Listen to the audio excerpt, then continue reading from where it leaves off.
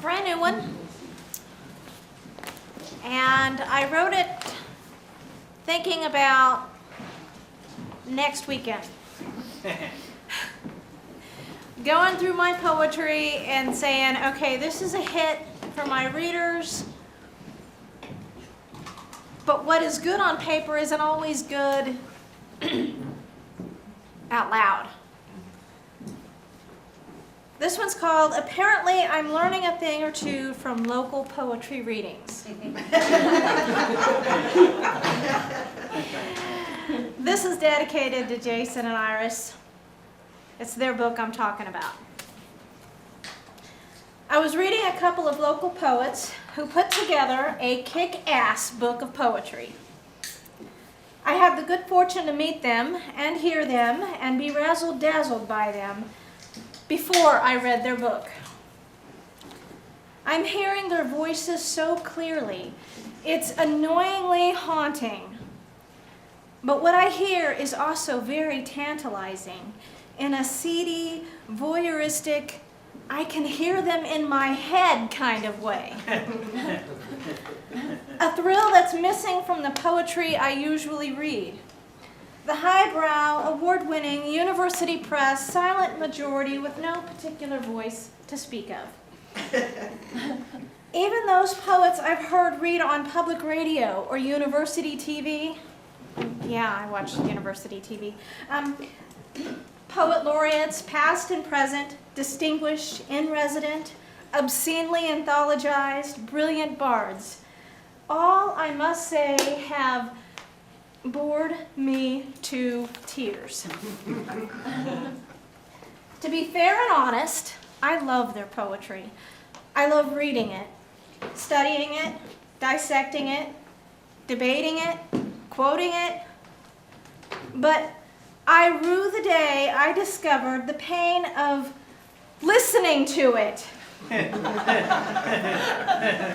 I've been reading poetry for years, and most of the great ones have the same voice, nice and articulate and mellow and quiet, thoughtful, introspective, deep. Deep, I realize, as pig shit at a state fair. Sorry, blue ribbons aside, not the most goosebump-inspiring experience. And then I realized with horror that my poetry sounds just like it. Maybe it's me. I'm trying to prepare for the next open mic, wondering what in the hell I have to read that is even remotely tantalizing. I don't write like these local poets, so crass and honest, so boisterous and, well, a hell of a lot of fun to listen to. And then I remember the one time I tuned in, another university TV thing. Anyway, I tuned in to hear Langston Hughes' poetry read aloud. And Danny Glover became my savior. Hearing him read Hughes was nothing short of an orgasmic conversion. I was filled with the Spirit. My poetic sensibility was born again, and my hope in reading poetry aloud was restored. Now, if only I could find the right actress to make my poetry sing.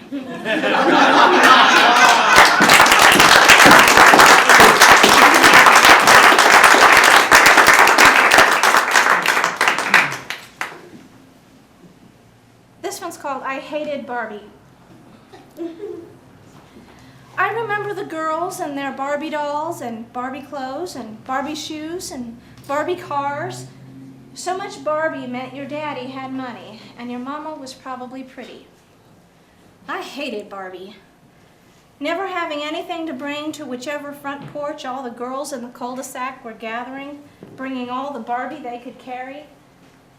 I'd rather be shimmying up a tree anyway, and yelling curses from second base, or stealing Mama's salt shaker from the kitchen and helping the boys execute a tomato raid in old Mr. Potter's garden. It wasn't that my daddy was poor, or that Mama wasn't pretty. It was because the boys hated Barbie, and liked me getting dirty.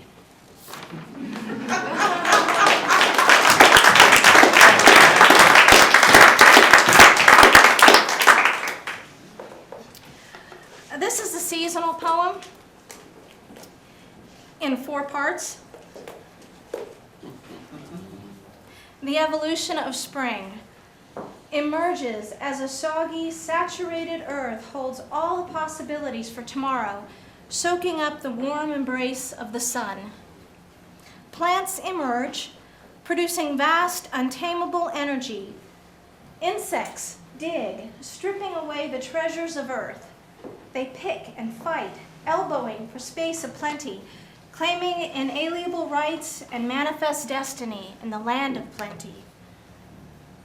The devolution of summer curses the land. Soon, birds invade and pick off the unsuspecting blooms and insects. Defenses emerge, fortresses are built. Yet the birds still come until they become citizens in this desecrated Eden, and the source of life itself becomes the enemy combatant. Its scorching solar rays turn on the earth in global proportions.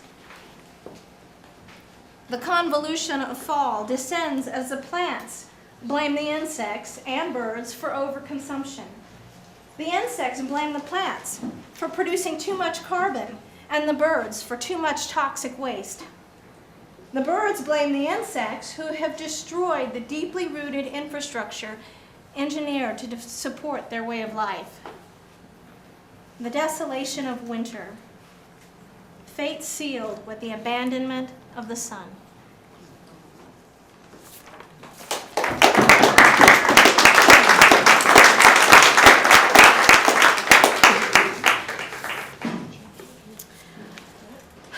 Most of you may not know this about me, but if I pull my hair back and throw on a badge, I'm a security officer.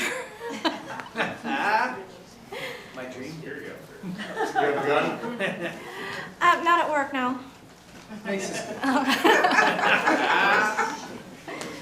This is called Sitting a Post, A Poet's Dream Job. And I actually just wrote this after I read Jason's book, so I had to give it another title. For those who are squeamish or claustrophobic need not apply.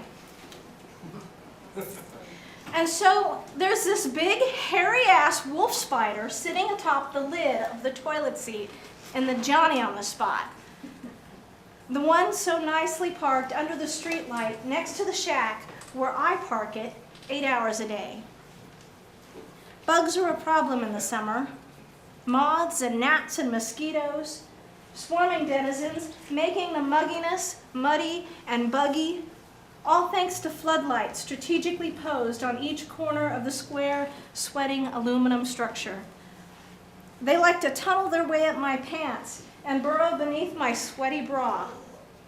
I want to scream foul-mouthed curses at whatever god of fate tempted me with a 5-minute drive, a stipend, and a room of my own.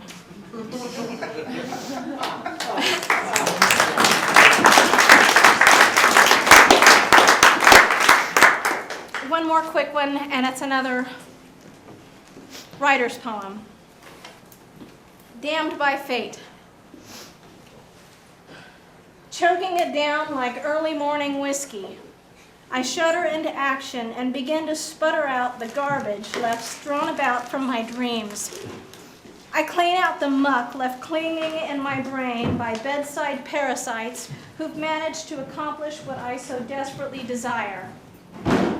Finally, I begin to feel some kind of rhythm and receive a vision of some basic truth, waiting to be glorified in word and corrupted with imagination and damned by fate.